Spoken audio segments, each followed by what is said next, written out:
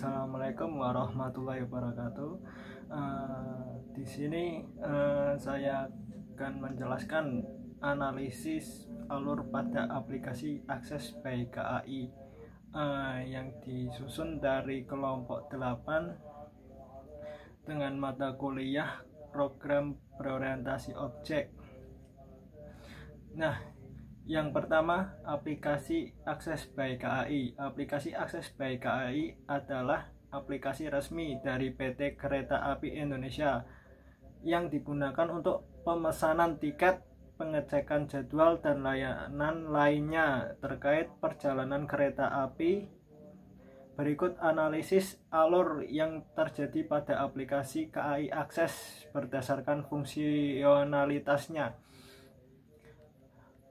Alur aplikasi Akses by KAI yang pertama ada registrasi dan login. Pengguna melakukan registrasi dengan memasukkan data seperti nama, email, nomor telepon, dan NIK.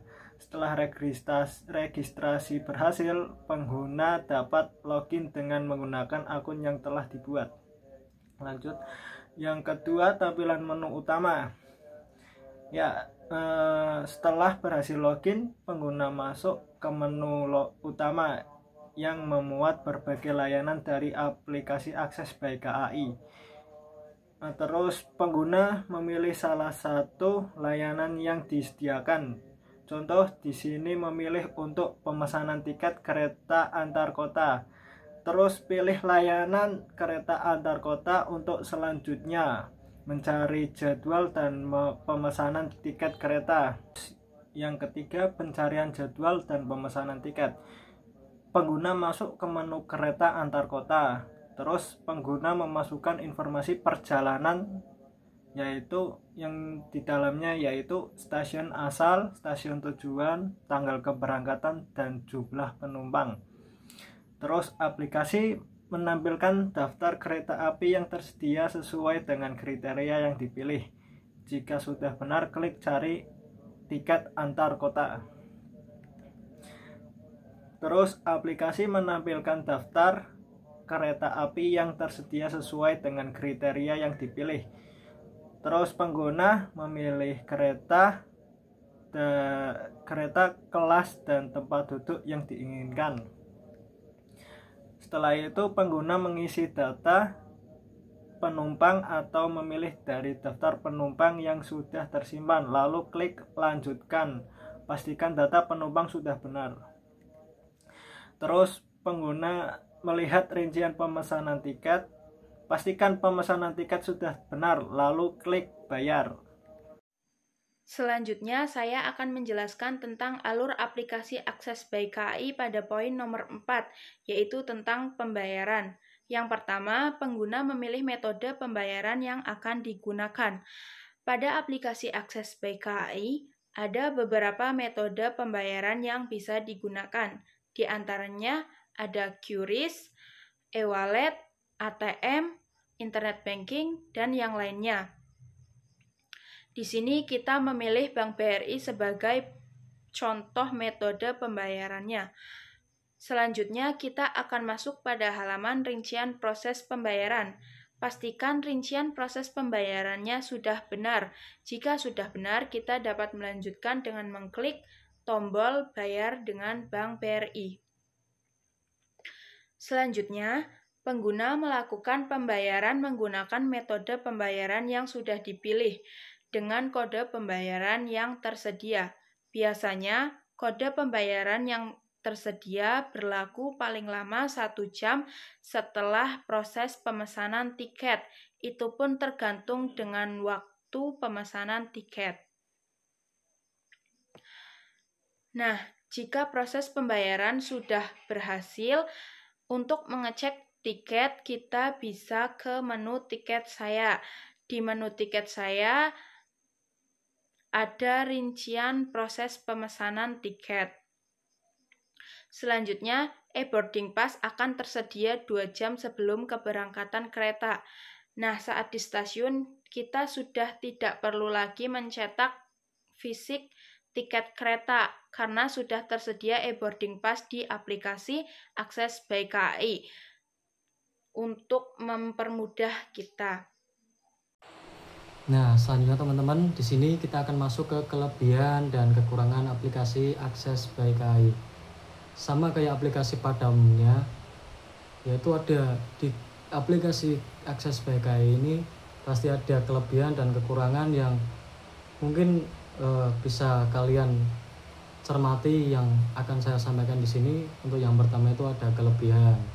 Nah, pada poin pertama kelebihan ini, yang pertama ada unggul dari segi pemesanan, diantaranya hemat waktu dan tenaga dan tidak perlu antri.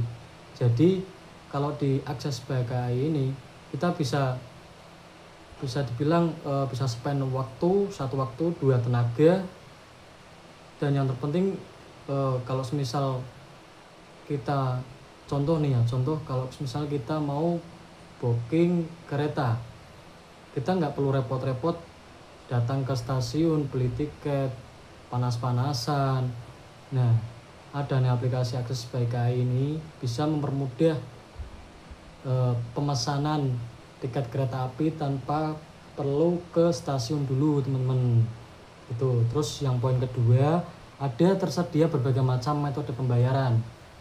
Bisa transfer, bisa cash. Pokoknya macam-macam lah di sini, berbagai metode pembayaran ada semua. Terus yang ketiga itu ada tidak perlu yang namanya cetak tiket karena bisa diganti dengan e-boarding pass dan juga fleksibel dalam pemilihan kereta, tempat duduk maupun tanggal keberangkatan. Nah, pada poin ketiga ini kurang lebih sama ya pada poin pertama, intinya kita bisa spend waktu dan tenaga, jadi nggak perlu repot-repot datang ke, semisal kalau mau booking kereta datang ke stasiun, kalau semisal mau naik pesawat ya datang ke bandara gitu buat capek-capekan pesen tiket biar nggak ketinggalan, itu nggak usah gitu. Terus pada poin keempat itu ada tersedia berbagai macam fitur yang produktivitas seperti live delay update, terus riwayat perjalanan, KAI Pay, first atau last mile, connecting train, dan masih banyak lagi. Terus yang selanjutnya itu ada sering menawarkan promo dan diskon yang hanya bisa didapatkan melalui aplikasi.